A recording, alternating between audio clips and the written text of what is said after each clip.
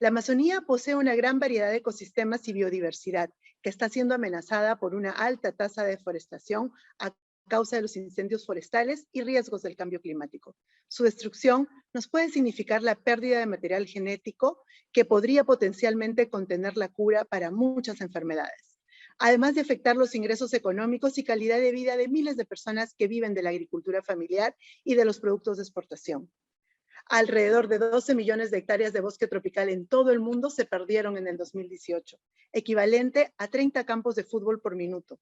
El Amazonas ha perdido aproximadamente el 17% de su tamaño en los últimos 50 años y las tasas de deforestación han aumentado desde el 2012. Estos temas, que parecieran ya los conocemos, han tenido en los últimos tiempos diferentes abordajes y prioridades. Quizá cada quien ha estado viéndolos desde su sector, pero no se han hecho esfuerzos para tener una agenda de trabajo conjunta y concreta en el corto, mediano y largo plazo. El CEA 2021 tiene como principal objetivo poder arribar a tareas concretas con responsables, desde el nivel central, como son los ministerios y los entes especializados, el regional, los gobiernos regionales, Cámara de Comercios y universidades, y el local, alcaldes y comunidades, y considera al sector privado y a la sociedad civil como actores indispensables para el desarrollo. Es hora de pensar en los motivos que nos unen como peruanos y peruanas, que lo que se proponga y que aquí propongamos tenga una visión de largo plazo y de país. Seguidamente tenemos las palabras de bienvenida a cargo de Daniel Arias, presidente de la Cámara de Comercio, Industria y Turismo de Ucayali. Bienvenido, Daniel. El desarrollo de la Amazonía es un anhelo no solo de la población amazónica, sino un mandato constitucional del país, que lamentablemente se ven truncadas por malas prácticas de algunos gobernantes que no han sabido cumplir con su labor en forma oportuna. Concebimos el desarrollo de la región con un sector turismo, agrario, forestal y acuícola empoderados, con buenas prácticas, con niveles de gestión y de producción suficientes para garantizar a la población una vida digna con acceso a los adelantos tecnológicos. Requerimos de políticas de Estado claras y estables y sobre todo voluntad política para ejecutarla, pues soy un convencido que sí se puede hacer el gran cambio anhelado. Ruego pasar de una reunión más acciones para poner en valor nuestra Amazonía. La pandemia incrementa la necesidad de proteger la biodiversidad. Señores, ha llegado el momento de reflexionar y poner en manos a la obra. Bienvenido nuevamente a este magno evento. Muchas gracias.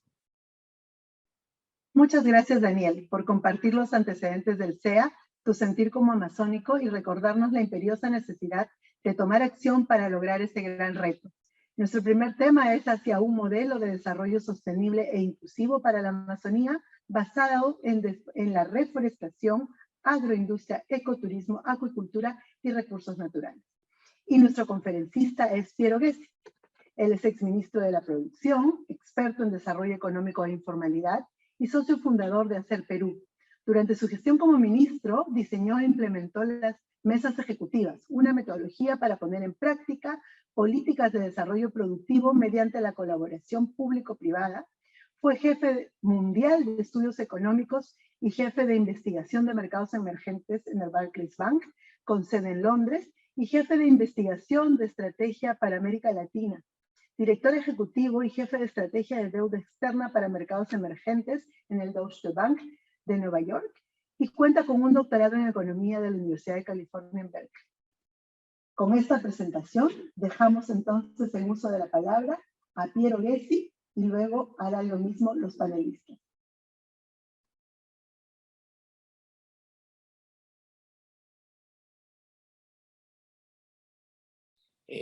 Como podemos ver, todos conocemos, el año pasado, el 2020, la deforestación aumentó 35% con respecto al año previo, ¿no? En los últimos 20 años, en el Perú se ha deforestado el equivalente al tamaño de la región de La Libertad o de Pasco. Es una cantidad inmensa de deforestación que lamentablemente no se ha reducido, sino acentuado por la pandemia el año pasado, se incrementó.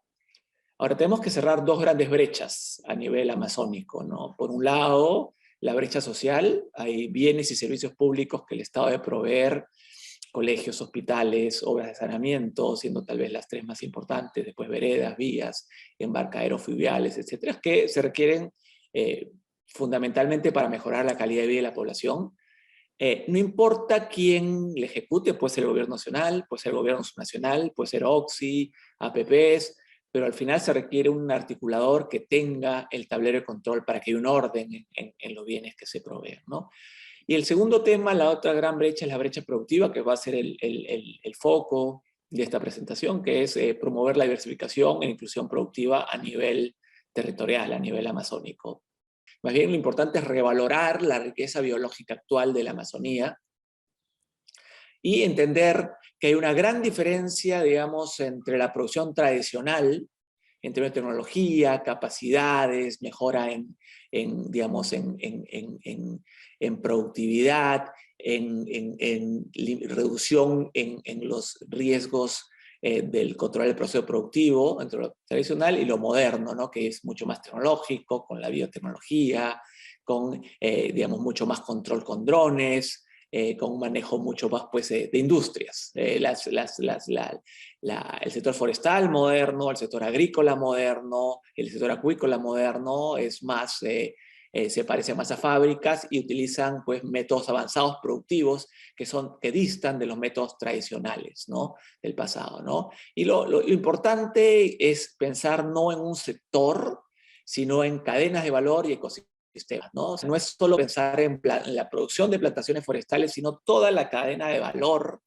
Un objetivo posible en 30 años, para el 2050, es primero rentabilizar la riqueza biológica y belleza de la Amazonía, y eso implica poner en valor todos los sectores con potencial. Podríamos, por ejemplo, entender 2 millones de hectáreas de plantaciones forestales, es un sueño posible, ¿no? Y por otro lado también tener 8 millones de hectáreas de bosques de producción primaria concesionados, ponerle en valor la parte maderable, no maderable, ecoturismo, servicios, ¿no? Un segundo objetivo debería asegurar que pequeños productores estén insertados en cadenas de valor formales, dinámicas, modernas, con tecnología de punta. Esto es muy importante porque requerimos políticas deliberadas, específicas para el incentivar de pequeños productores. No queremos un sector amazónico, en general no queremos un país que esté dominado únicamente por empresas grandes, modernas, y donde los pequeños productores, pues, estén fuera, en la informalidad, excluidos, solo sean, pues, algunos de ellos trabajadores de empresas grandes. Queremos un fortalecimiento del ecosistema donde los pequeños productores forman parte clara. ¿Cuáles son los problemas, ¿no?, que está frenando el despegue del sector de las plantaciones forestales, ¿no? Por un lado, hemos tenido muy pocos avances en zonificación y la regulación es un poco confusa, ¿no? Por lo tanto, hay poca disponibilidad efectiva de tierras. Un segundo problema que ha limitado el despegue del sector es la conectividad, tanto en vías locales como efectivamente, pues, el hecho de que la Amazonía está en el lado, digamos, equivocado de la cordillera de los Andes, en el sentido que es costosísimo trasladar madera, ¿no? Todo lo anterior implica que se requieren medidas ambiciosas, ¿no?, de impulso a las plantaciones forestales para compensar los riesgos y largos horizontes de inversión. No hemos estado preparados como país para aceptar que, digamos, requerimos más para poder hacer que el sector despegue, ¿no? Medidas ambiciosas que tal vez no son tan estándares y que deben incluir, digamos, alguna manera de subsidio, ¿no? Por estos largos periodos de espera, ¿no?, y riesgos asociados a las plantaciones forestales. Esta medida de impulso tiene que ser no solo ambiciosa, sino tiene que tener una visión integral, ¿no? Debemos buscar generar polos de desarrollo industrial con empresas ancla. Como mencioné, no hay forma de transformar, digamos, madera softwood, digamos, a la costa y hacerlo rentable. No importa el nivel de rentabilidad, de productividad. Como hemos visto en otros países que han tenido éxitos, en todos los países que han tenido éxito en la región, en Latinoamérica, se requiere un subsidio directo a las plantaciones por un porcentaje de lo invertido. Esto es un costo fiscal en el corto plazo que se paga en el mediano plazo. El valor presente neto de esto fiscalmente es positivo, lo que ha demostrado, por ejemplo, el caso chileno, que ha tenido una rentabilidad para el Estado de cercano al 10%, el haber dado un subsidio directo a las plantaciones. Obviamente, ajustar, afinar qué porcentaje, qué tipo de productor, etcétera, pero parece que es evidente que se requiere una especie de subsidio directo inmediato, ¿no? Realmente tenemos que ponerlo en valor con más concesiones de bosque, bien manejadas, bien hechas, que realmente lo cuiden, ¿no? Y que extraigan una cantidad de madera, pues, legal, y que certificada y que garantice, pues, la regeneración natural. Ahora, ¿cómo logramos nuestros objetivos? Primero requerimos una visión compartida, que se vuelva una visión país. No puede ser el objetivo de un solo gobierno, tiene que ser una visión compartida, y se requiere, eso sí, un gobierno, la decisión política para comenzar, ¿no?, en serio, ¿no?, y continuar, ¿no?, porque no es suficiente comenzar, sino esto va a requerir perseverancia, ¿no? Debemos fortalecer ya procesos existentes de cooperación público-privado, ¿no?, que ya están en marcha, ¿no?, para resolver conjuntamente los problemas que nos enfrentemos, ¿no?, y que se están siendo identificados. Se mencioné algunos de ellos hace un poco tiempo, ¿no? Y también para generar las capacidades, ¿no?, que ahora no tenemos. O sea, ni el Estado ni el sector privado tiene actualmente las capacidades requeridas para el éxito. En el mundo moderno, el Estado tiene que escuchar al sector privado, ¿no?, que son los que están en la cancha, conocen los problemas de primera mano, ¿no? Ahora, normalmente este proceso de, digamos, diálogo, coordinación público-privado, no ocurre debido a esta desconfianza mutua y la ineficiencia del Estado. Como resultado, entonces, normalmente políticas públicas que no reflejan la realidad productiva, ¿no?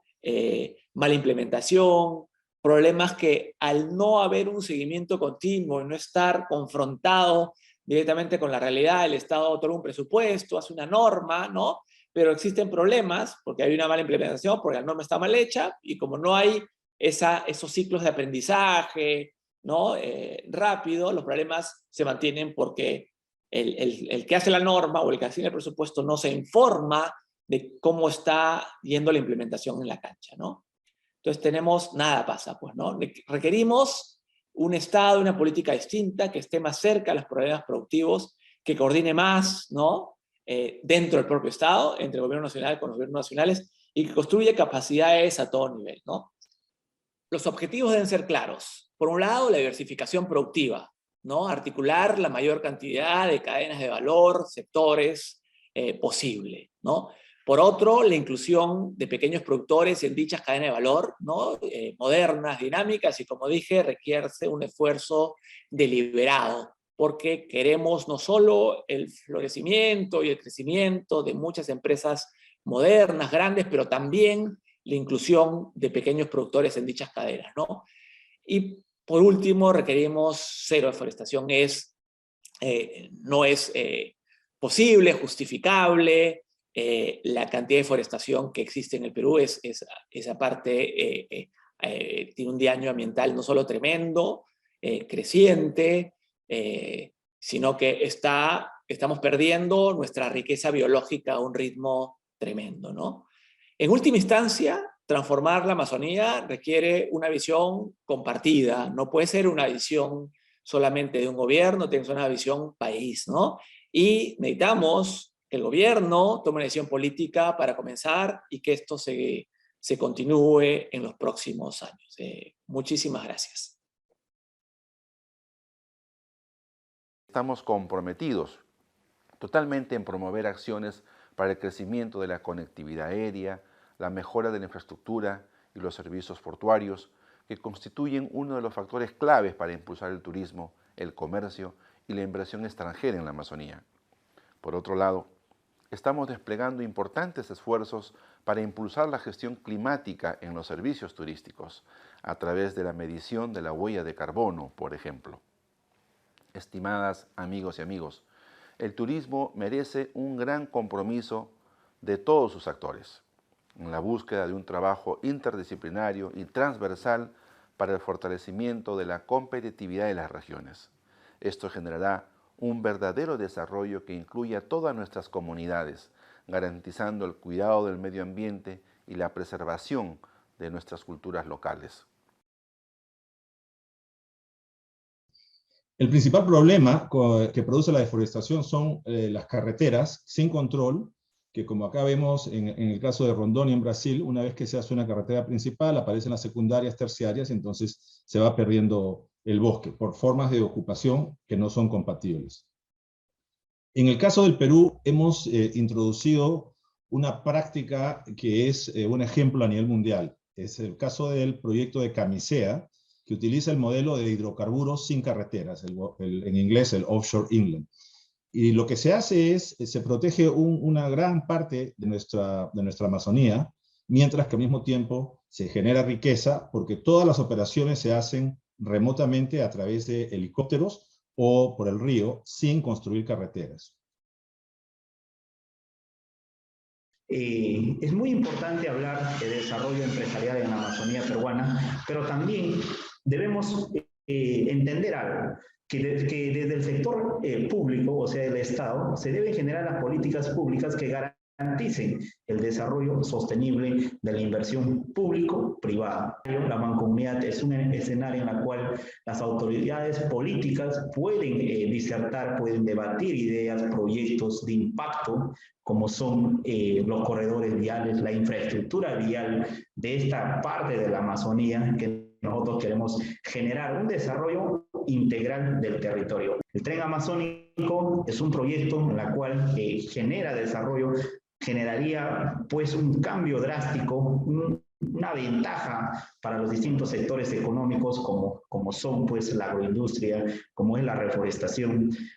Abarataría inmensamente los costos y nuestros productos fueran competitivos ya en la capital, en la costa, a nivel nacional y también a nivel internacional.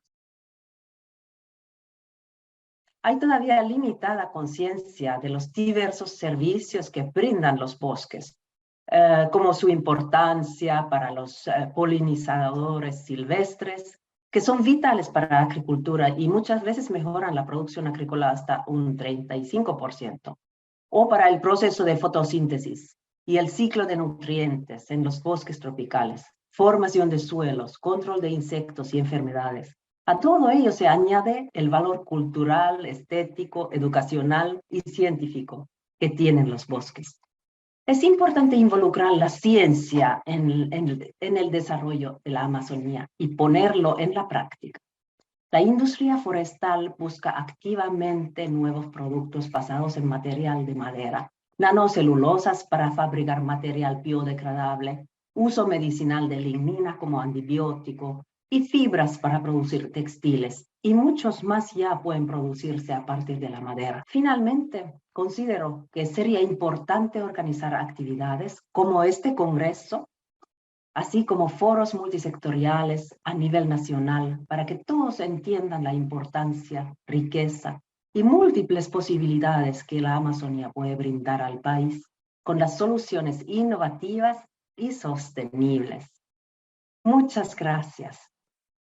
Muchas gracias, Piero, y a todos los panelistas. Anotamos las tareas pendientes para el despegue del sector forestal y también la agenda pendiente en los temas de infraestructura, que son temas que no toman poco tiempo. Nuestro segundo tema es la segunda reforma agraria para la Amazonía y está a cargo de nuestro ministro de Desarrollo Agrario y Riego, Víctor Raúl Maita, quien es bachiller en Derecho y Ciencias Políticas de la Universidad San Antonio Abad de Cusco, ha sido asesor legal y secretario de la Federación Agraria Revolucionaria Tupac Amaru de Cusco, FARTAC, y este año ha sido elegido presidente del Consejo Directivo Nacional de la Confederación Nacional Agraria para el periodo 2021-2024. Entonces dejamos en uso de la palabra a nuestro ministro Víctor Maita y seguidamente a los panelistas para desarrollar esta segunda sesión del Congreso.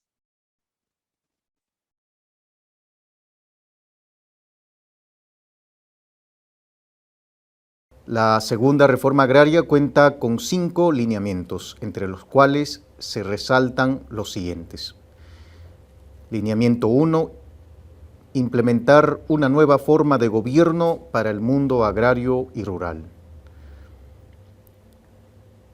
impulsar la industrialización del agro y la transformación productiva del campo. Impulsar el cambio e innovación tecnológica, la promoción de servicios y fomento agrario y forestal. Todo ello con el objetivo de incrementar de manera sostenible los ingresos y calidad de vida de los productores de la agricultura familiar, cooperativa, comunera y empresarial, promoviendo acciones articuladas de distintos niveles de gobierno con enfoque territorial y multisectorial. Acciones de la segunda reforma agraria en favor de la Amazonía.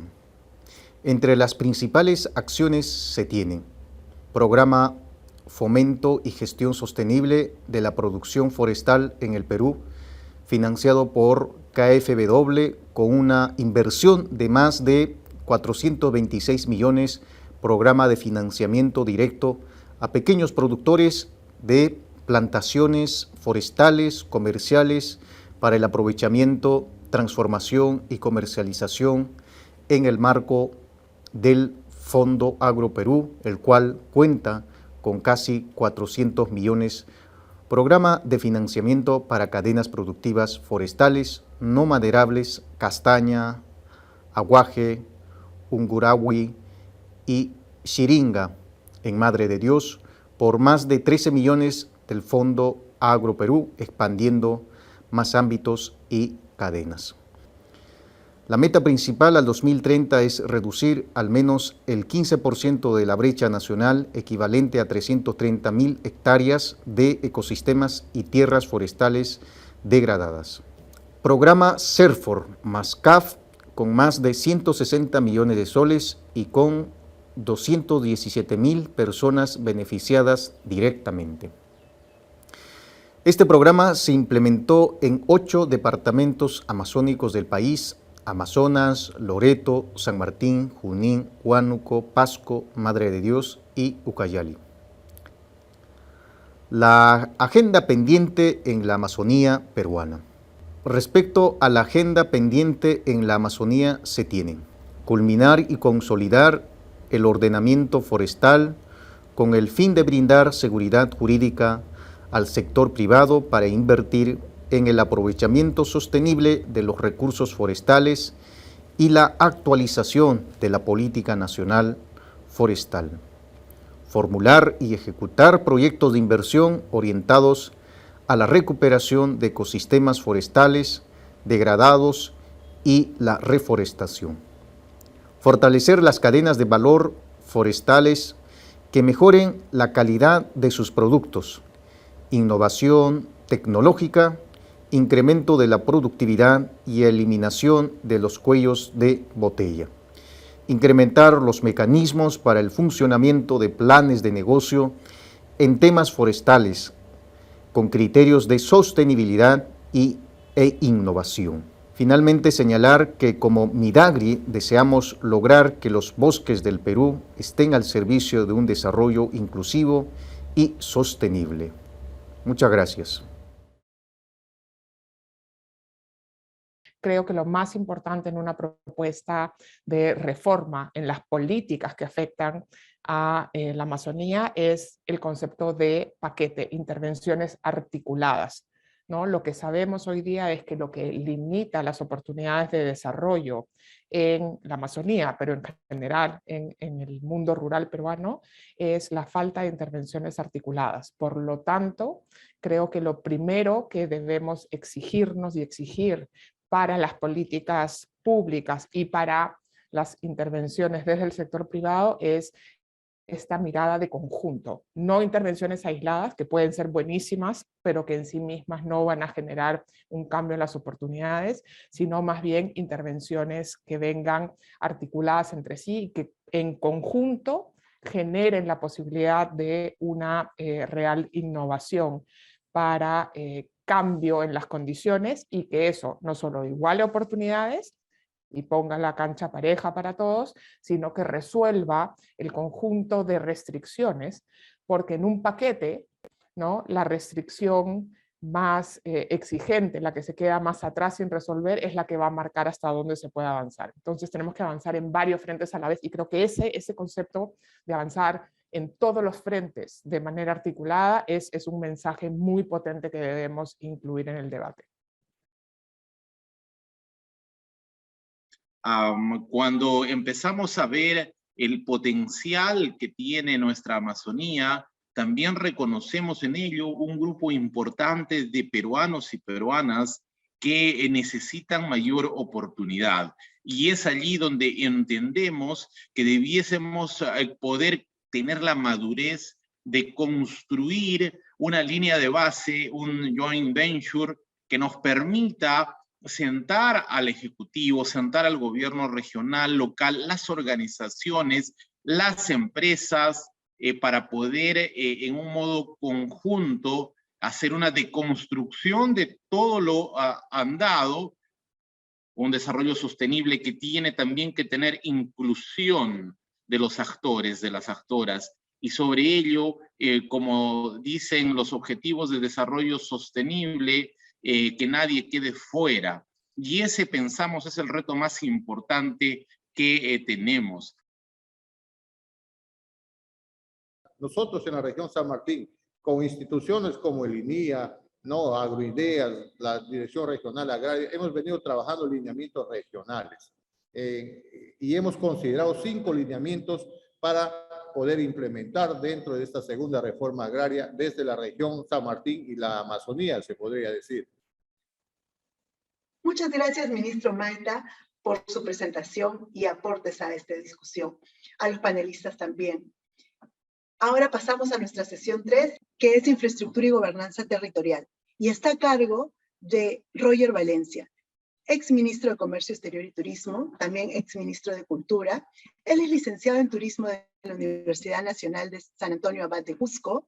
Se desempeñó primero como viceministro de Turismo, ha sido presidente de la Cámara Regional de Turismo de Cusco, miembro del Consejo Consultivo Turismo Tecúbida. Asimismo, se ha desempeñado como consultor internacional y miembro de la Asociación Civil Transparency. Damos entonces el uso de la palabra a Roger Valencia.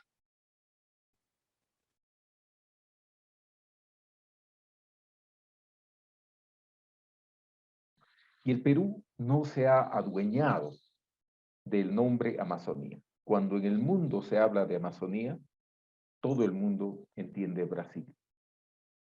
Pero somos 5 países que somos países amazónicos y la zona de mayor biodiversidad está justamente donde el Ande se convierte en la Amazonía. También están las fuentes más importantes de agua. En ese espacio tengo que decir de que no podemos dejar de comentar lo que está sucediendo hoy día. Estamos bajo una espada de Damocles en muchísimos aspectos. El primer aspecto es que la tarea principal de un Estado es disminuir la incertidumbre. Cuando hay incertidumbre, todos los actores se ponen en modo de alerta y no van a invertir. Entonces, tarea fundamental del Estado, disminuir la incertidumbre. En los últimos años, una pérdida forestal que se ve en las imágenes que estamos presentando. Para tener otra idea, si miramos solamente a Huánuco y a Ucayali, tenemos un área grande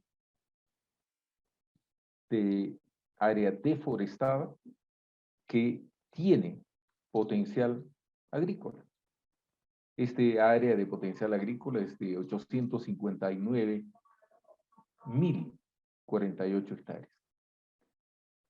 Debe ser tarea de los gobiernos locales, del gobierno regional, el traer y auditar estas áreas que ya están deforestadas para poderlas asignar, titularizar uno de los grandes desafíos que tenemos es la legalidad de los productos y la posición de las comunidades, de los campesinos y de las empresas que desean invertir. Si queremos que las empresas y los ciudadanos inviertan, tenemos que dar garantías de la titulación sobre lo que se quiere invertir. El 82% de las exportaciones de Ucayali son venta de madera y tablillas de madera, productos agropecuarios, poquito cacao. Entonces, la pregunta sigue, ¿cuánto cuesta sacar productos de Ucayali? Para solucionar este problema, se ha hablado de infraestructura, y acabo de encontrar este mapa, que es un mapa del proyecto del tren de Tambosol hasta Pucallpa, que fue hecho en el año 1950. El mapa fue hecho en el año 1950, se comenzó a construir, y de verdad se abrió la trocha en parte, todavía en el gobierno de Manuel Odría. Y entonces, si no hay predictibilidad, ¿quién va a invertir? Proyectos como este del tren de Tambosur a Pucallpa podrían haber estado hechos hace muchísimo tiempo. Y no sé si efectivamente el tren debe ir solo a Pucallpa o debe buscar conectarse con Brasil. Ahora hay que entender que Brasil, aquí está el mapa de Brasil, y todas las líneas de Brasil son líneas que están cerca de la costa atlántica. No hay vías que integren ni siquiera Portobelo o Manaus, ¿no? O sea, con líneas de tren. La siguiente cosa es, Brasil tiene 4 sistemas de 4 dimensiones de vía. Tiene vía estándar, tiene la vía ancha, tiene la vía irlandesa, creo que le llaman, y ahí están con distintos colores. Ahora hay una vía proyectada en Brasil que va hasta Portobelo, pero bueno, no es Río Branco, ¿no? Hay un proyecto importante sobre qué áreas o estos trenes transoceánicos que Perú propondría al Brasil, pero además solamente el tren dentro de Perú, porque hay un comparativo de inversión en términos de estos trenes de carga y de pasajeros de esta naturaleza, que podrían costar 1/3 de lo que cuesta una vía asfaltada. Y una vía asfaltada de una categoría como la Transoceánica Sur. En la cadena productiva, en el PERX, en el plan exportador de Ucayali para el año 2025, se identificaron estas áreas potenciales. Forestal, madera y derivados, que es el gran potencial de la zona. Café y cacao. Cacao, hay un ejemplo muy interesante que vamos a hablar en un minuto. Algo de los productos de la biodiversidad de nuestra Amazonía, en términos de ajíes, de sachainchi, de camu camu, productos nicho. Pero hay un producto potente que es el aceite de palma. El Perú es deficitario en oleaginosas y nosotros estamos gastando más de $500 millones al año en importar aceites. Entonces aquí hay un potencial que debería ser parte, y ya existe un plan nacional del aceite de palma. Comenzando por la madera, el mercado mundial está tendiendo hoy hacia no solo las maderas sustentables, sostenibles, sino hacia las maderas cultivadas. Y en el Brasil se ha trabajado muchísimo sobre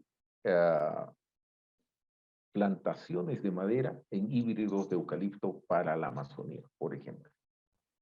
Las exportaciones pueden ser de bienes, como lo hemos descrito, pero también las exportaciones pueden y deben ser de servicios. El Perú tiene que seguir construyendo una oferta exportable de servicios, entre ellos el turismo y los servicios ecoambientales. Ucayali tiene 4 áreas protegidas bien importantes.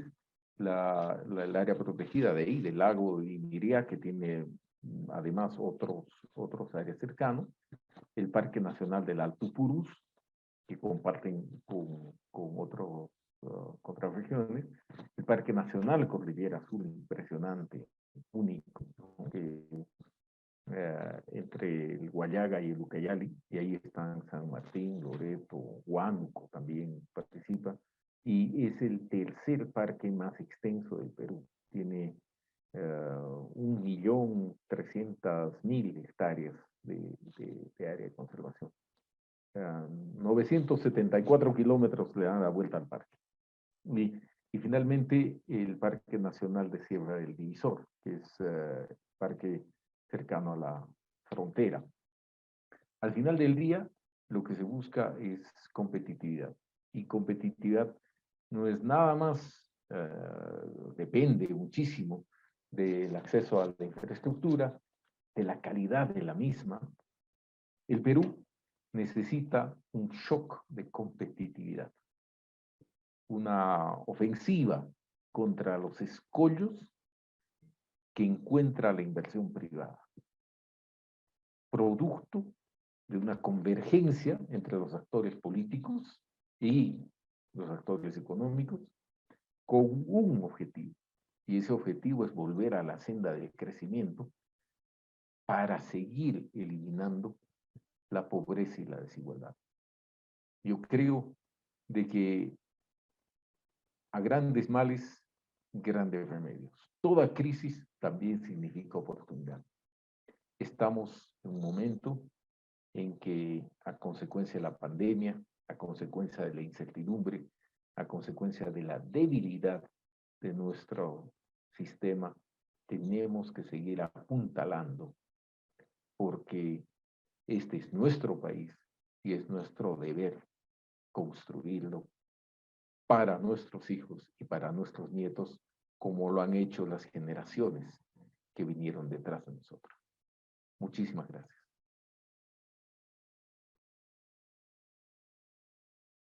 Es fundamental avanzar en mejorar la conectividad y la infraestructura.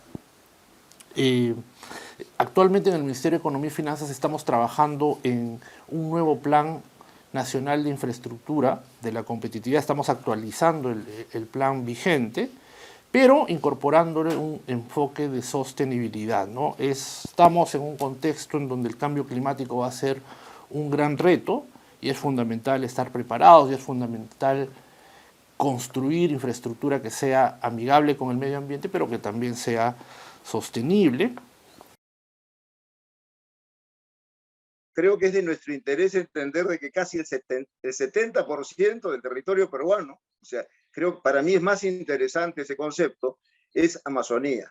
Sin embargo, no le hemos dado en el Perú la importancia desde los 50, 60, siempre se habló inclusive de lo que era la carretera de penetración a la Amazonía, lo que era esta carretera que planteó el presidente Belaúnde en su momento, ¿no?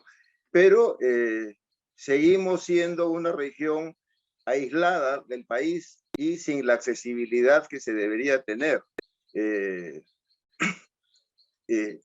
Lamentablemente, en los últimos años, también los actores económicos privados o los actores económicos que tributamos hemos sido quizá más considerados como gobernados que como ciudadanos. Y creo que es el rol justamente de nuestras instituciones camerales poder ya asumir el rol de ciudadano que permita trazar hojas de ruta a quienes eventualmente gobiernan, ¿no? Nosotros somos permanentes y los gobernantes son relativamente pasajeros. Con respecto a la infraestructura, nos preocupa el tema de la conexión, de la interconexión de Loreto, de la Amazonía hacia el resto del país. Frente a eso, estamos viendo varias alternativas. Hay muchas alternativas que ya han venido desarrollándose durante muchos tiempos, como son la viabilidad de ciertas carreteras, que si bien es cierto en el marco del calentamiento global y el cambio climático, es atentatorio por la carga ambiental que generan estos impactos y es inviable. Por lo que nosotros en este punto proponemos, ¿no? Y coincidimos con la iniciativa del ferrocarril interoceánico, que puede ser viable en términos de costos, en términos de carga ambiental y de costo-beneficio. En ese sentido, nuestra propuesta sería reforzar esta idea para la conexión, toda vez que ayudaría, ¿no?, a la interconexión y a dinamizar la economía de la región Loreto. Frente a eso también lo que preocupa es la gobernanza territorial, en el sentido que tenemos un país no muy descentralizado. Si bien es cierto, es parte de la agenda nacional, pero la descentralización no ha funcionado. La gobernanza territorial también parte en el sentido de que el Estado tiene que estar presente en todos los sectores y el ámbito de nuestras regiones, de los pueblos. Principalmente si nos citamos a la región Loreto, tenemos una región bastante dispersa, que su fuente principal de tránsito es vía fluvial, ¿no?, a las diferentes cuencas. Sin embargo, esto está bastante desorden, el sistema es muy precario, y en otros términos estamos sin horizonte en esta región, porque nuestra región no tiene la zonificación económica y ecológica, no tiene el ordenamiento territorial, que son instrumentos básicos para planificar y tener pues una región con un plan adecuado para ver la mejora y garantizar los derechos a nuestra población. Es realmente imposible pensar en inversiones y es realmente terrorífica la posibilidad de perder 5 años más en un país que necesita tantas cosas, desde inversión en infraestructura, creación de puestos de trabajo y sobre todo generar esperanza y la ilusión de poder vivir en el Perú. Me refiero a que podemos tener un desarrollo paralelo en la costa y en la selva, y no solamente limitarnos a la parte que da del país que tiene vista al mar.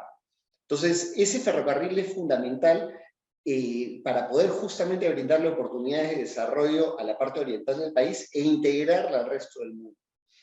Quiero hacer un énfasis en la parte logística, y entrando un poquito al detalle, porque también puede convertirse Pucallpa en un puerto seco, puede tener una instalación multimodal donde puede tomar los flujos de tráfico alrededor del río Ucayali, con lo cual podemos integrar en una primera etapa hasta Loreto por vía fluvial, tener una parte para el transbordo de camiones o lo que pueda alimentar la vecindad del propio Pucallpa, y a su vez generar ahí ya despachos aduaneros y ya generar la agilidad a la cadena logística para que esos contenedores que pueden llevar productos como madera, que pueden llevar productos refrigerados, frutales, que pueden llevar productos oleaginosos de la palma aceitera, y cuanto producto sea susceptible a transporte para exportación, para consumo nacional o para el propósito comercial que se destine, tenga ya una llegada inmediata a las cadenas logísticas, y llegando al puerto del Callao, por ejemplo, pueda inmediatamente treparse al mar. Muchísimas gracias, Roger. Nos dejas muchas ideas, desafíos pendientes, y seguramente todos los participantes estarán tomando nota.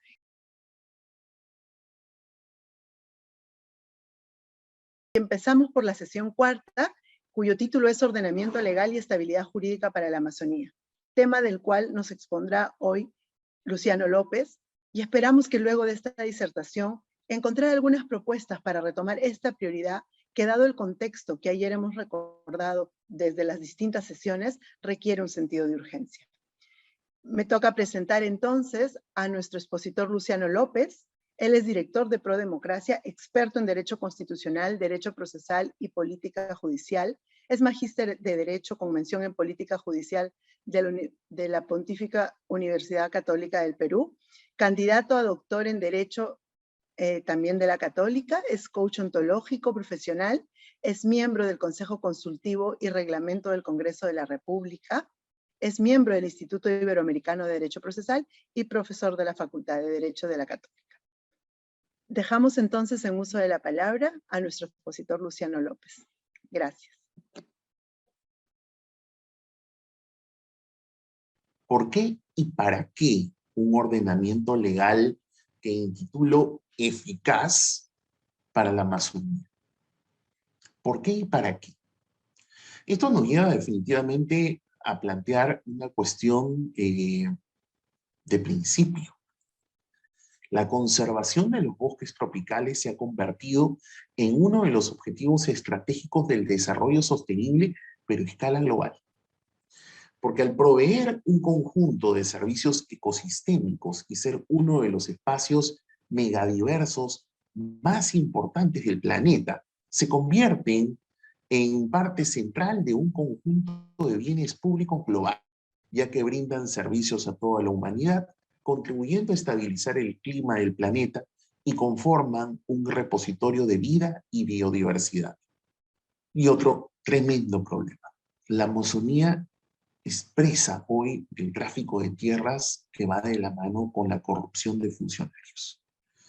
Creo que en este grave flagelo, como bien diagnostica e informa el portal Ojo Público, que es una plataforma de investigación, la apropiación ilegal de terrenos ha convertido principalmente a la región Ucayali en una de las regiones más violentas y con más pérdidas de bosques. Principalmente se dice que el tráfico de terrenos está asociado al cultivo de palma aceitera.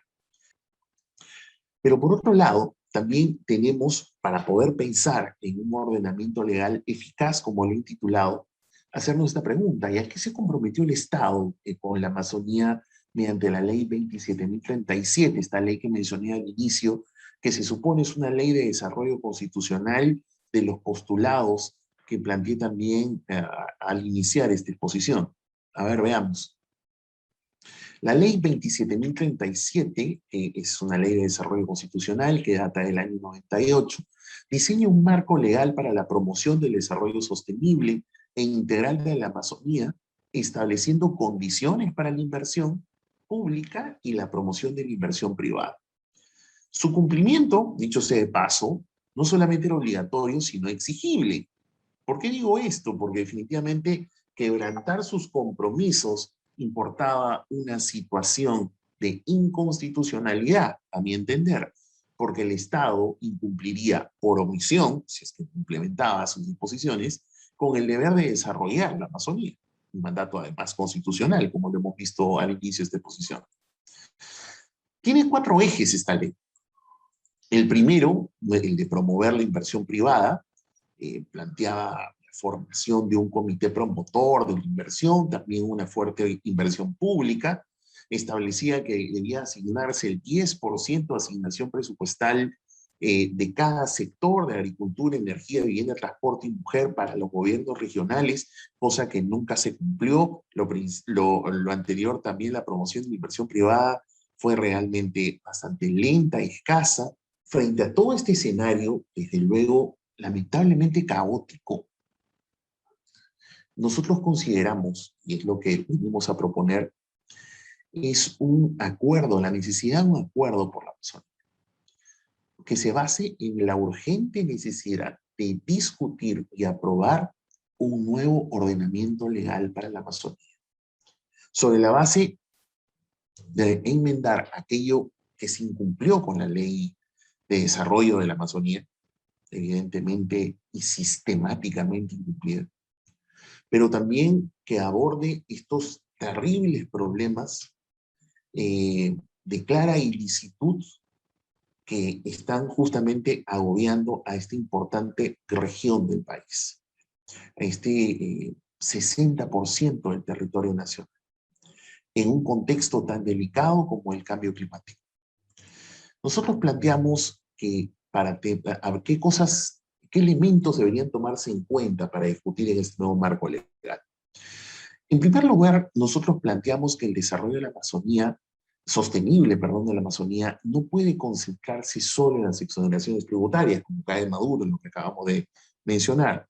Un esquema económico debe ir de la mano obligatoriamente con la promoción en serio de la inversión privada, pero con pleno respeto al medio ambiente y sobre todo a la legalidad. Negocios lícitos, además de una dinámica y ágil inversión pública. Le agregamos que debe estar establecido en la ley respecto de una moratoria para culminar los procesos de titulación y ampliación de comunidades que aún están pendientes, formalización de tierras agropecuarias, así como la asignación de otros derechos en superficies de bosques para su aprovechamiento sostenible acorde a la realidad amazónica. Por ello, pensamos y planteamos que la ley debe disponer la obligación de realizar un censo de tierras deforestadas, sean de propiedad pública o privada, para promover esta actividad de manera dinámica y agresiva. Nosotros planteamos, por ejemplo, que en las diversas medidas se debe pensar, podamos también quizás establecer una medida o una figura necesaria, creo yo, en un contexto de cambio climático, como es la figura de los delitos de lesa ambientalidad. Y decimos de lesa ambientalidad porque en un contexto de cambio climático, el daño a la Amazonía es un daño al sostenimiento de la propia vida. Porque es lo que nos va a pasar factura ya en el corto plazo, según los estudios que se tienen sobre los efectos y el impacto del cambio climático en países como el nuestro. Por eso es que los casos de derrames, incendios forestales, tráficos de tierra, minería ilegal informal, al dañar los bosques, causan un severo daño a la Amazonía en un contexto de cambio climático y con todo lo que representa para el Perú. Mientras no seamos capaces de poder revertir estas bajas capacidades y en algunos casos poca voluntad de autoridades de que se cumpla con el marco jurídico, va a ser más difícil eso, el riesgo de las actividades económicas y por tanto hace que sea más costosa por una valla más alta para que se puedan conducir. Hay una agenda ahí de fortalecimiento, hay mecanismos, obviamente, los conocemos todos, de cómo hacer para fortalecer esto. Obviamente, si fuera tan sencillo hacerlo, se habría hecho, pero es una agenda que no se puede postergar. En su momento hubo una agenda digamos, del programa País con la OCDE, con la Organización para la Cooperación y Desarrollo Económico, que era una agenda de fortalecimiento institucional de gobernanza pública a nivel país. No significa que tomemos todo, importemos todas las normas de otros lados, pero sí tener mayor claridad sobre cuáles son mecanismos para ir avanzando poquito a poquito en esa agenda, ¿no? Aplicar hoy IGB a las importaciones de la Amazonía, en términos económicos, es como si aplicar un arancel, ¿no? Y un arancel de 18% totalmente distinto al que se aplica en el resto del país, ¿no? En el resto del país las tasas arancelarias están entre 0, 4, 6 y 11%, mientras que en la Amazonía, al haber dejado sin efecto la exoneración del IGB a las importaciones, en rigor han aplicado un arancel de 18% a las importaciones. ¿Y por qué? Porque cuando el impuesto general las ventas, el impuesto al valor agregado que grava una importación no puede recuperarse como crédito fiscal, que es el caso, que es lo que ocurre en la Amazonía, ese tributo deja de ser un tributo al consumo para convertirse en un tributo arancelario que incrementa el costo de los bienes importados y por lo tanto afecta a los consumidores finales. Tenemos gran parte de nuestro territorio abandonado y sin control no solamente de la parte privada, sino también de la parte pública, y eso genera espacios para el desarrollo de actividades ilícitas. Y ahora, en un marco de conservación de nuestra biodiversidad, debemos poner más énfasis a estos temas.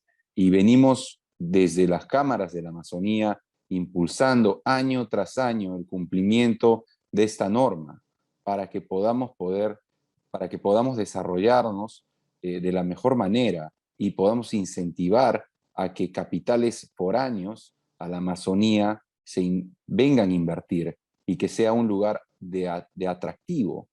Gracias, Luciano, por recordarnos que también hay otras vacunas por las cuales debemos poner el hombro. Gracias, panelistas. Creo que han esbozado interesantes propuestas que, así como parte de las conclusiones de este evento, estaremos publicando y haciendo llegar directamente al Ministerio de Economía y Finanzas. Seguidamente, en este CEA hemos querido abordar lo bueno, lo malo y lo feo. Y para hablarnos un poco de lo feo, pero muy necesario, está diseñada la sesión 5. Es imprescindible que tengamos claro que los principales enemigos del Perú son la inseguridad y la corrupción. Ya no basta con escuchar las cifras durante años y pretender que no sabemos. Las amenazas más grandes que tiene nuestra Amazonía y que en parte nos ha comentado Luciano en la sesión precedente son las economías ilegales y el narcotráfico. Las cifras y estudios son contundentes y requerimos retomar el principio de legalidad y autoridad para hacernos cargo. La sesión 5 tiene como tema las economías ilegales y el crimen organizado como principales amenazas para la Amazonía y está a cargo de nuestro conferencista Rubén Vargas, ex ministro del Interior y experto en seguridad. Él es un abogado experto en políticas contra el crimen organizado, lucha contra las drogas y el terrorismo, con más de 25 años de experiencia en gestión pública. Se ha desempeñado exitosamente en la presidencia ejecutiva de la Comisión Nacional para el Desarrollo y Vida sin Drogas de Vida. Dejamos entonces con esta pequeña presentación en uso de la palabra a nuestro conferencista Rubén Vargas. Es la primera vez que se identifica de manera clara a las economías ilegales y al crimen organizado como las principales amenazas para el desarrollo de la Amazonía. Entrando al tema que nos convoca, a las llamadas economías ilegales. Aquí, las organizaciones criminales se dedican a producir o vender de manera ilegal un bien o un servicio. La economía ilegal, que tiene un mayor recorrido histórico en el Perú, es el tráfico ilícito de drogas cocaínicas. Junto a la minería ilegal, la tala ilegal y la corrupción son, desde mi punto de vista, las principales amenazas para el desarrollo y la seguridad de la Amazonía. Según datos recientes de Devida, del 2021, por cierto que están bastante frescos, en el Perú se cultivan más de 61.000 hectáreas de hoja de coca, que cosechadas llegan a cerca de 160.000 toneladas métricas de hoja de coca seca, la misma que tiene una producción potencial de cocaína de 580 toneladas métricas anuales. Hay informes como el de la Casa Blanca que arrojan cifras mucho mayores respecto a la hoja de coca y calculan en un poco más de 82.000 hectáreas para el 2020. Como sabemos, en Perú hay un sector de la población que consume la hoja de coca de manera tradicional y legal, pero este mercado, según estudios realizados por el INEI en el 2019-2020, representa menos del 10% de la producción total. Las insuficientes o las equivocadas políticas de prevención en estos grandes mercados que he mencionado origina la expansión de los cultivos de hoja de coca y del narcotráfico en el Perú. Allí hay una relación de causa-efecto absolutamente clara. La conexión fluvial que tiene Ucayali con el norte de Brasil a través del río Amazonas convierte a esta región en una zona estratégica en la lógica del tráfico de drogas y la expansión de la coca. ¿Cuánta coca hay en Ucayali? El último reporte de Devida del 2020, que ha sido elaborado conjuntamente con el acompañamiento técnico de las Naciones Unidas, cuantifica en cerca de 4.000 hectáreas de coca en producción. La coca y el narcotráfico están produciendo severos daños a las áreas naturales protegidas de nuestra Amazonía. Se calcula cerca de 10.000 hectáreas de coca en estas áreas y en las zonas de amortiguamiento. un escenario parecido está ocurriendo en las comunidades nativas. Los narcotraficantes y cocaleros ilegales están invadiendo territorios nativos y asesinando a sus dirigentes. Este es un hecho lamentable que se está repitiendo precisamente en la región Ucayali. Se calcula que hay un poco más de 6.000 hectáreas de coca en los territorios de las comunidades nativas. La coca ilegal y el tráfico ilícito de drogas están matando a los ríos de la Amazonía.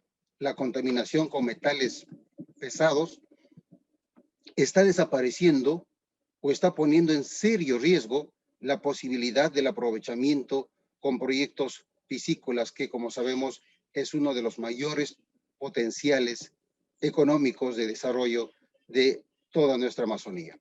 Ahora bien, ¿de qué tamaño es la economía ilegal que mueve la cocaína en el Perú? Calculan que en el Perú el tráfico ilícito de drogas moviliza anualmente 600 millones de dólares. Yo considero que este cálculo es muy conservador. La segunda amenaza al desarrollo de la Amazonía, la tala ilegal de madera. El marco legal e institucional construido para proteger los bosques es casi tan extenso y enredado como nuestros bosques mismos. A pesar de ello, en los últimos 10 años, según estudios especializados por Global Witness y el propio CERFOR, calcularon en no menos de 2.5 millones de hectáreas deforestadas. Aquí es importante detenernos para mencionar el factor corrupción como un elemento transversal que facilita las actividades de las economías ilegales. Todos sabemos lo que pasa en las gerencias regionales de recursos naturales y gestión del medio ambiente. Por ejemplo, cuando se aprueban los planes generales de manejo forestal o los planes operativos anuales, donde se piden las famosas guías de transporte forestal que sirven para lavar la madera ilegal. No podemos seguir normalizando la corrupción que existe indudablemente en los gobiernos regionales, especialmente la corrupción en el sector forestal está literalmente matando formas de vida. Desde mi punto de vista, la corrupción es una de las mayores amenazas para el desarrollo de la Amazonía, al igual que el tráfico de drogas, la tala y la minería ilegal. Ambos actores, corrupción y las economías ilegales, conviven en una relación simbiótica que nos lleva a concluir que una no podría vivir sin la otra. La tercera amenaza al desarrollo de la Amazonía, desde mi punto de vista, es la minería ilegal. En términos económicos, la minería ilegal es la que genera más recursos económicos que se inyectan lamentablemente a nuestra economía formal, es decir, se lavan todo el dinero que se genera con la minería ilegal.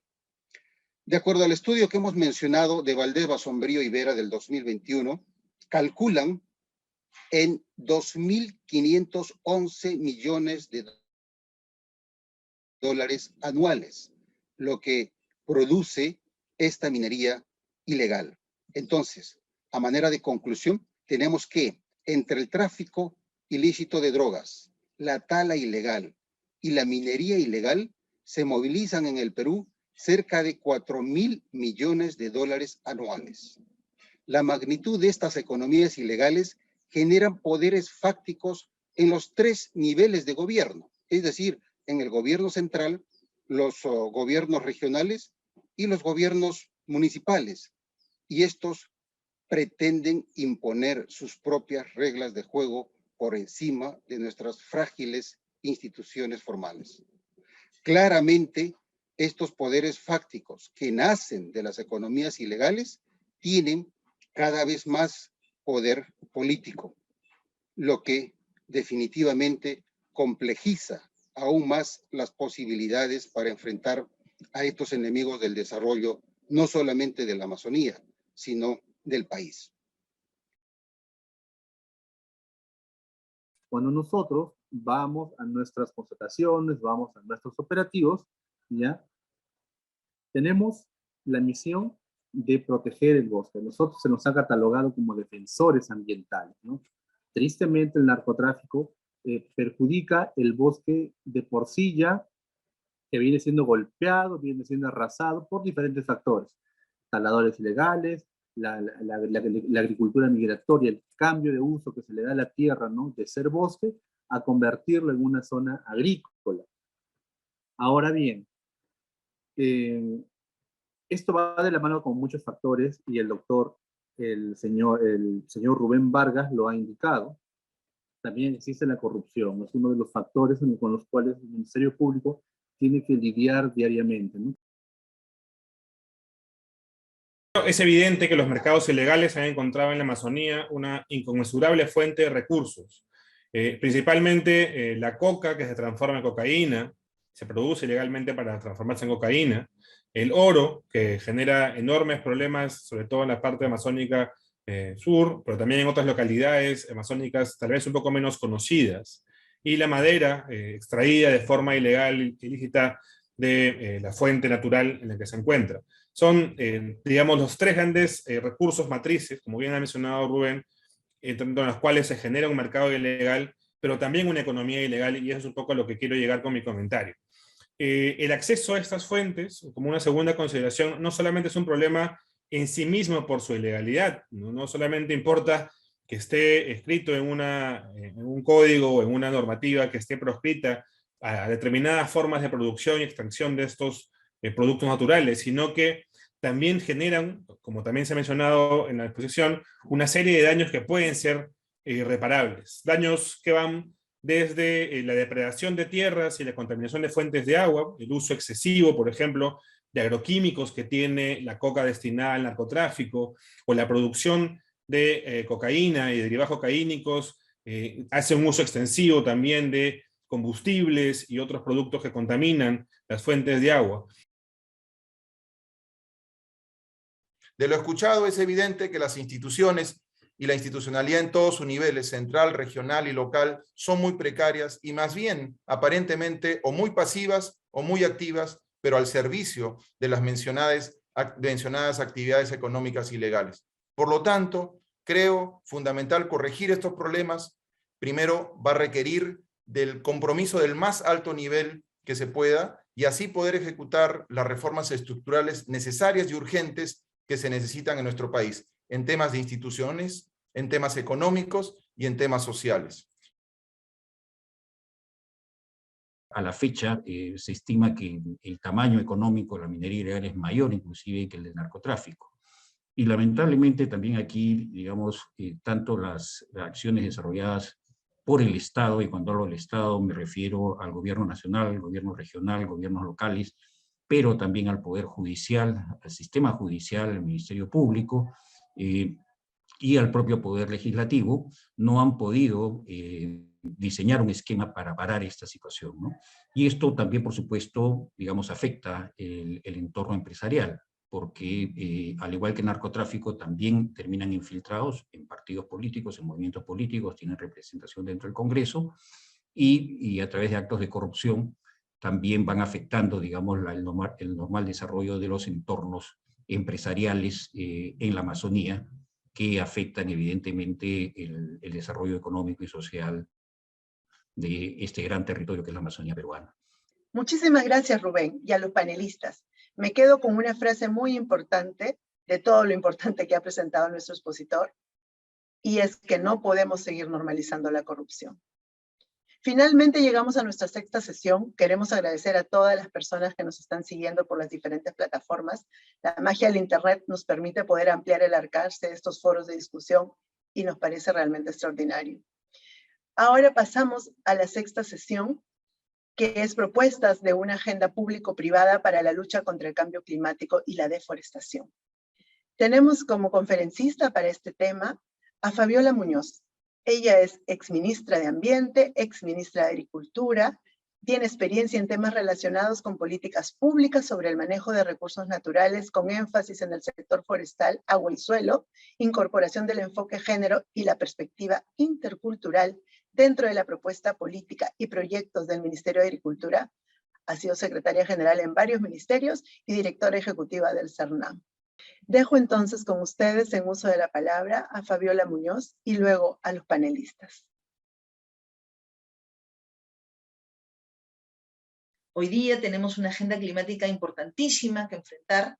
El Perú es uno de los países más vulnerables al cambio climático y esto es algo que tenemos que poner en la mesa porque va a afectar sin duda alguna las inversiones si no hacemos algo. Y en el tema de cambio climático, todos y todas, absolutamente, tenemos la oportunidad de aportar. El mayor riesgo que enfrentamos, no solamente como un país vulnerable al cambio climático, sino como especie humana, es el cambio climático. El riesgo del cambio climático puede traer efectos mucho más devastadores que los efectos que ha traído la pandemia hasta ahora. Por eso, el tema de cambio climático tiene que ser un tema que esté presente en la agenda de todas las decisiones que tomamos. Lo interesante en este sentido es que todas las decisiones que tomamos pueden perfectamente contribuir a reducir los efectos del cambio climático. Todas nuestras acciones en el sector público y en el sector privado tienen que estar alineadas a converger para alcanzar este esfuerzo global de reducir la pobreza, alcanzar un desarrollo sostenible, pero un desarrollo sostenible bajo en emisiones. Y en este momento estamos en un momento de cambio de paradigma. Y entonces la sostenibilidad se está convirtiendo en una dimensión importantísima en las decisiones empresariales. De hecho, uno de los anuncios más importantes en la última COP de cambio climático ha sido el anuncio del sector financiero que ha dicho no vamos a poner más recursos en promover inversiones vinculadas a combustibles fósiles, por ejemplo. El producir con altas emisiones ya no va a tener acceso a un financiamiento barato y en el corto tiempo va a perder acceso a financiamiento. El segundo tema es cómo generamos confianza.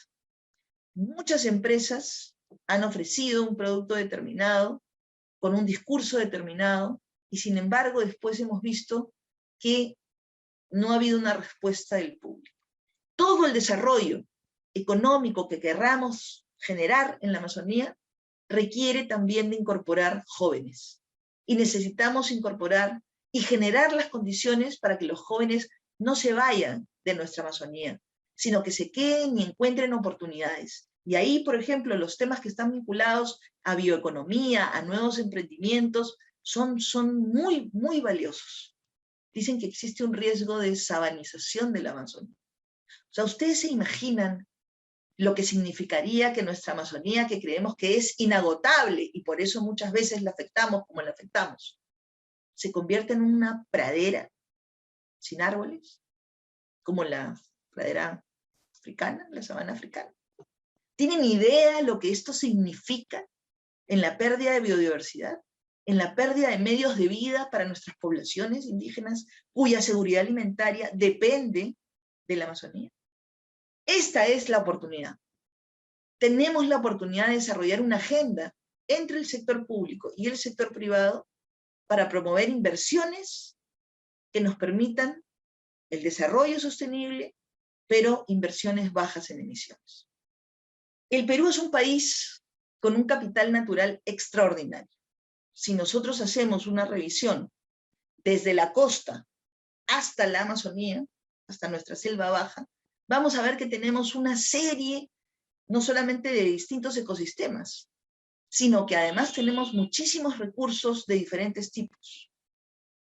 Tenemos la oportunidad de estar en uno de los mares más ricos del mundo, con una cantidad enorme de especies. Tenemos además una biodiversidad extraordinaria.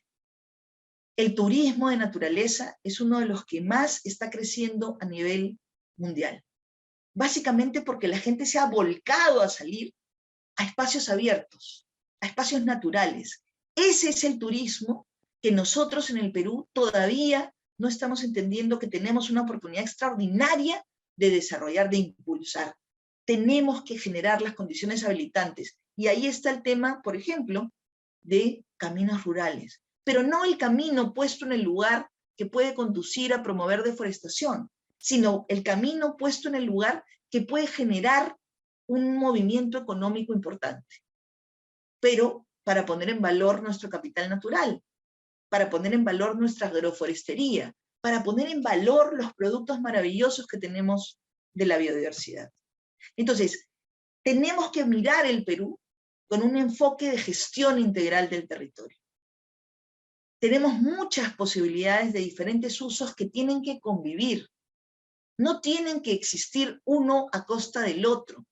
Y ahí sí hay que ser claros en que tenemos que enfrentar decididamente el tema de las economías ilegales. Muchos han dicho que si hubiera un país que salvar de un cataclismo mundial, salvarían al Perú. Porque tenemos una de las mayores cantidades de zonas de vida que existen. Pero todo esto no es suficiente si no ayudamos a ponerlo en valor. La decisión de alguien que deforesta no es porque sea una mala persona, es una decisión económica. La mayoría de la deforestación se da en unidades de menos de 5 hectáreas. Y esto, nuevamente, tenemos que tener claridad que es una decisión económica. Sin embargo, ¿podemos revertir esa decisión? Sí. Podemos ayudar a poner en valor el bosque en pie, manejándolo de manera sostenible, y además podemos ayudar a recuperar las áreas deforestadas, las áreas degradadas. ¿Y cómo podríamos hacer esto? Un primer elemento que es crítico es entender la relación que existe entre el bosque en pie y el agua. Si nosotros no tuviéramos la Amazonía, no tendríamos agua en la costa. Y ese es un elemento central. Por lo tanto, esto tiene que darnos el sentido de urgencia que necesitamos. Y tenemos que invitar a los empresarios de la costa, por ejemplo, a compensar sus emisiones invirtiendo en plantaciones forestales en la Amazonía. Tenemos que invitar a las empresas que han sido tan exitosas de promoción del río tecnificado en la costa a promover el río tecnificado en la Amazonía. Y una de las cosas que a mí me encanta es el tema de los eco y bionegocios. Tenemos experiencias desde aquellas comunidades nativas que trabajan artesanía maravillosa, como la que se produce en Loreto, en Alpaguayo, Millana. Tenemos comunidades chipivas en Ucayali que están promoviendo el tema de las telas, ¿cierto?, pintadas, toda una línea de artesanía muy tradicional. Pero tenemos también a las comunidades que, por ejemplo, están trabajando en el tema de producción de cacao y de chocolates de primer nivel, como Quemito N, que ha sido reconocido internacionalmente. Ustedes saben que no existe ninguna APP que se haya hecho en Amazonía sobre estos temas. Yo creo que tenemos una oportunidad interesante para poder promover la generación de caminos, el tema del ordenamiento del territorio, la reforestación, pero también el saneamiento y cerrar la brecha de titulación con nuestras comunidades. Ese es el modelo y esa es la oportunidad que tenemos para sumar esfuerzos entre el sector público y el sector privado. El fenómeno que deforesta la Amazonía a un régimen de 200.000 hectáreas, como se registró el año pasado, es la pobreza extrema y la exclusión social que quema el bosque para tener un área donde cultivar, donde hacer cultivos de sobrevivencia. Este es un tema que tiene que estar en la agenda prioritaria de nuestro país para frenar el principal driver de deforestación y la principal fuente de generación de gases de efecto invernadero.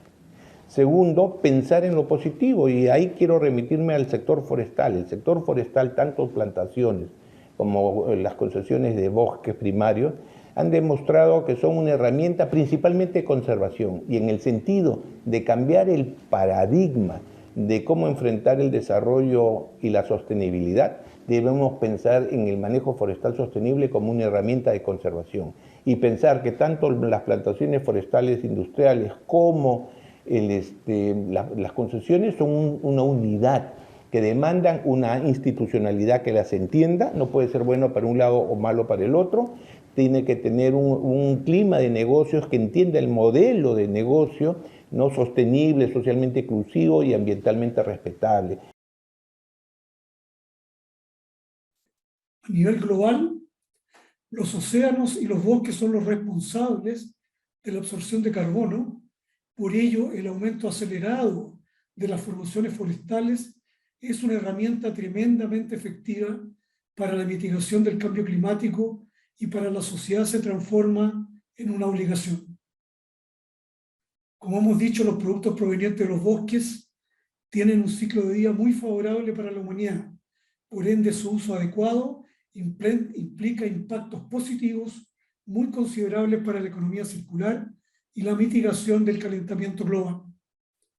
Hoy en día se sabe que la principal fuente de contaminación industrial ya no son las industrias, con chimeneas u otros procesos relacionados con la industria, sino que los productos elaborados, pero son fuentes de contaminación en la fabricación, en su uso, en su vida útil y su disposición final. El desafío hoy en día, tanto para los productos como servicios, es conocer sus bondades desde el punto de vista ambiental. Los productos provenientes de los bosques tienen ventajas incomparables comparado con otros tipos de productos no renovables usados en la construcción y los muebles y en diversos usos. Otras informaciones de importancia son las nuevas tendencias mundiales que muestran un sinnúmero de nuevos usos para la fibra celulósica, como la construcción en altura de madera, la sustitución de materiales de alto impacto en el calentamiento global, como por ejemplo la sustitución de las fibras plásticas textiles de uso tradicional por fibras de origen orgánico y de fibra celulósica. Ya no es extraño ver prendas de vestir fabricadas en base a fibras de madera.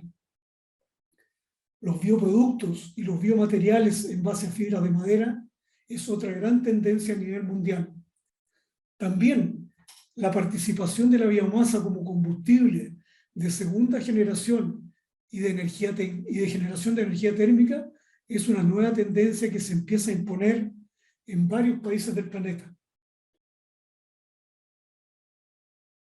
Como bien mencionaba Fabiola, los impactos del cambio climático ya son tangibles, no es una ficción, no es un tema que solo lo discuten los científicos o los ambientalistas, es un tema actual, real, que tiene connotación o implicancias, aspectos socioeconómicos, de desarrollo, de economía política, que tienen que ser atendidos de manera urgente. No es un tema ambiental, eso lo quiero reforzar nuevamente.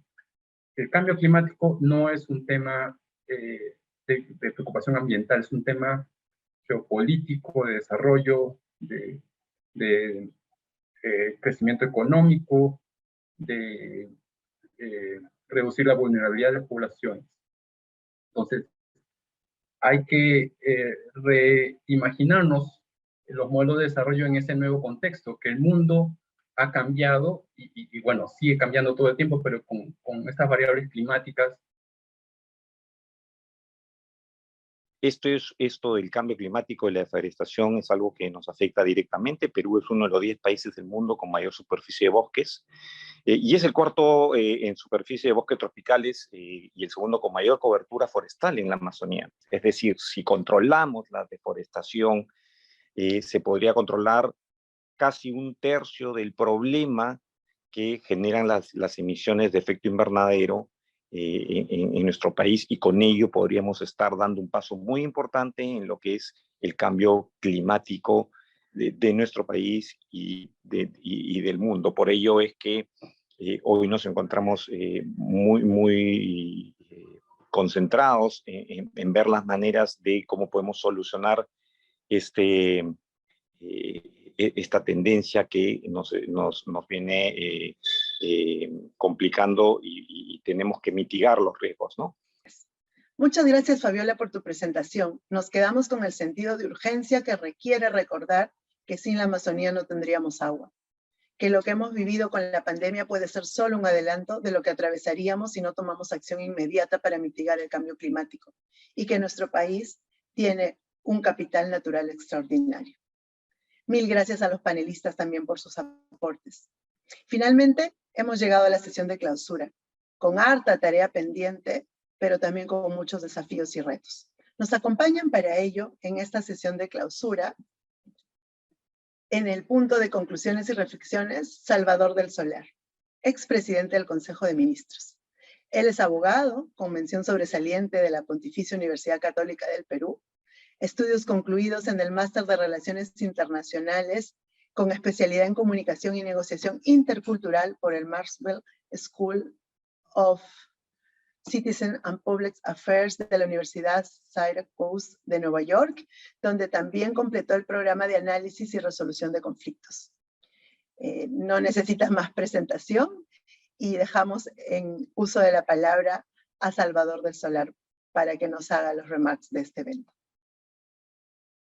Para mí es un verdadero placer, un privilegio estar con ustedes para ofrecer una presentación de síntesis de lo que ha sido este tercer Congreso Empresarial Amazónico.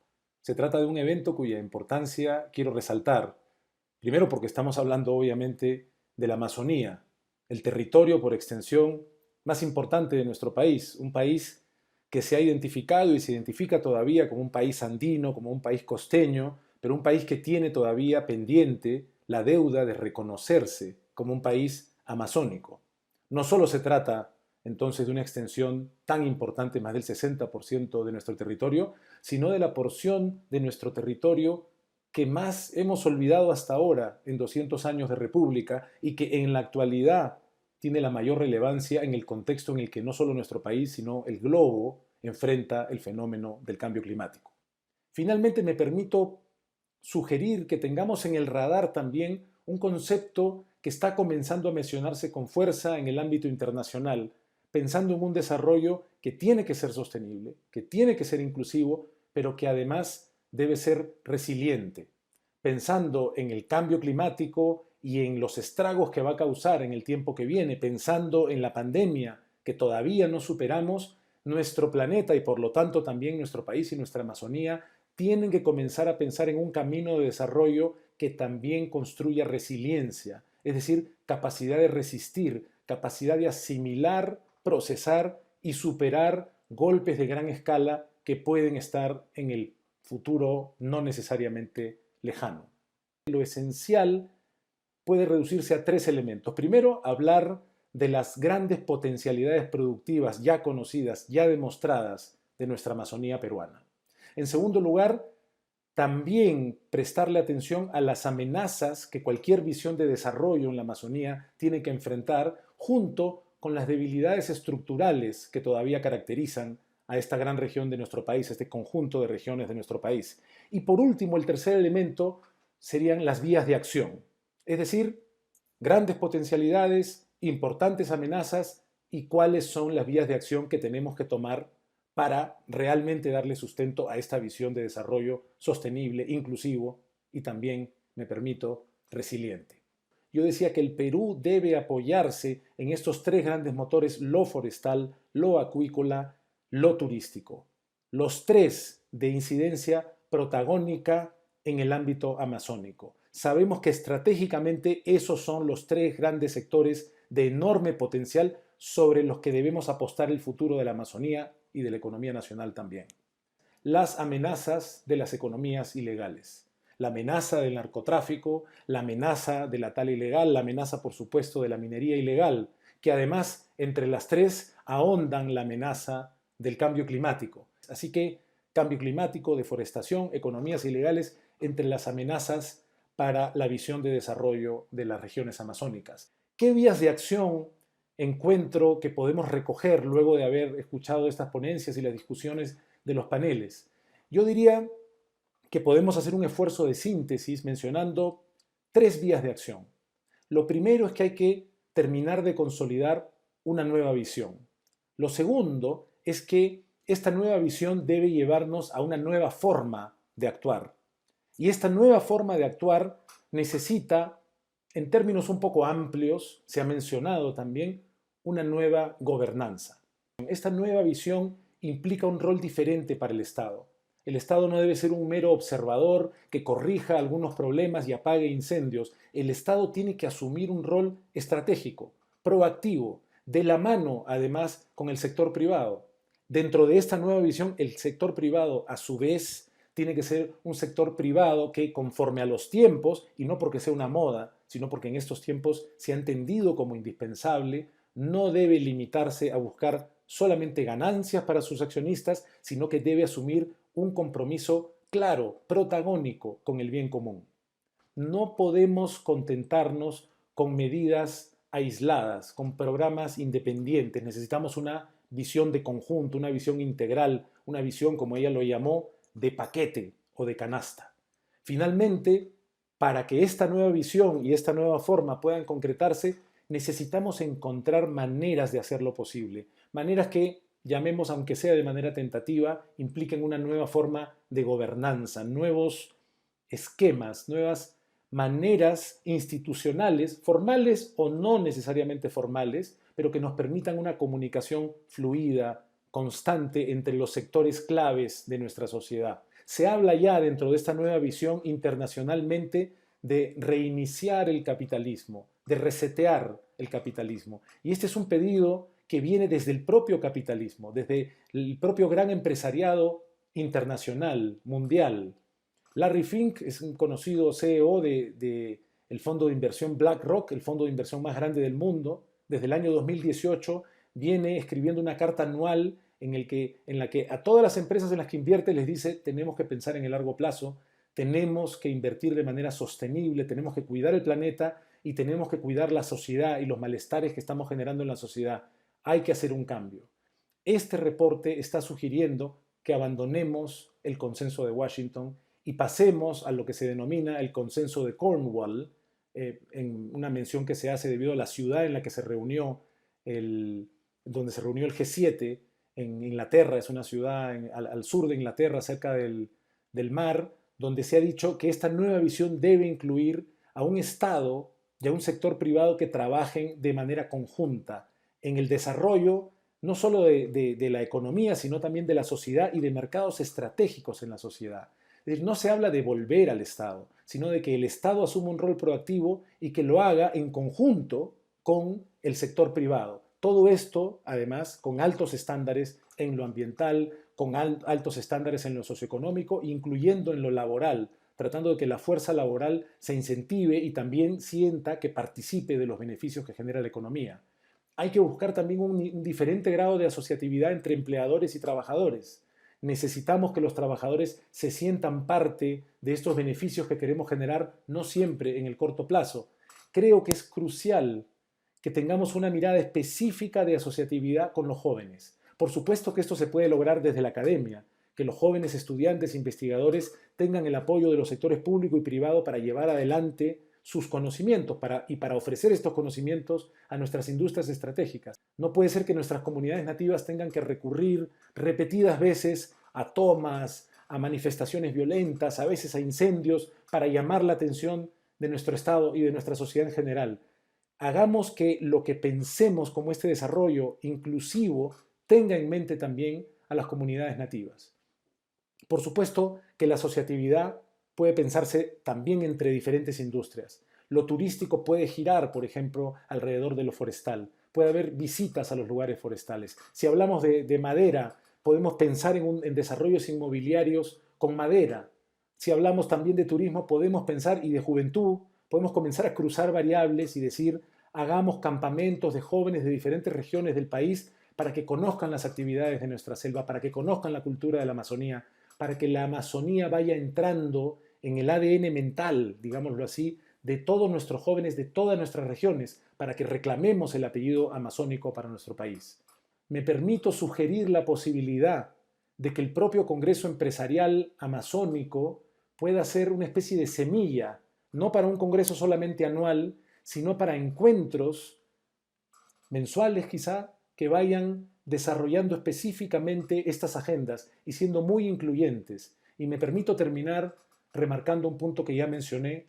Creo que en esta nueva forma de gobernanza que hay que buscar entre gobiernos locales, regionales, nacionales y empresariado en sus diferentes niveles, tenemos que procurar la participación de los jóvenes. Si hablamos de sostenibilidad, de duración en el tiempo y hablamos de inclusión, necesitamos que nuestros jóvenes sepan que son parte desde muy temprano de un futuro que quizá no vean en el cortísimo plazo, pero del que vayan sintiendo partícipes.